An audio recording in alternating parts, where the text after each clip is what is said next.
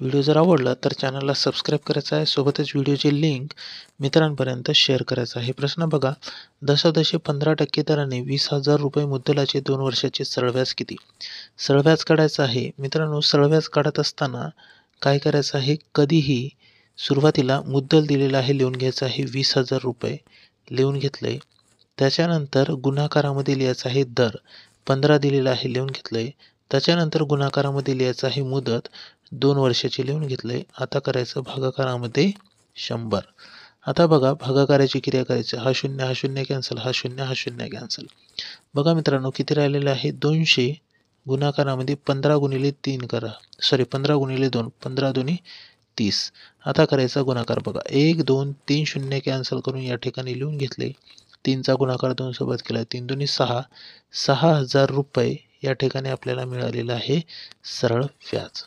Option D मध्ये आपल्या प्रश्नाचं करेक्ट आन्सर दिलेला आहे. ओके, व्हिडिओ आवडल्यास व्हिडिओला लाईक करायचा आहे.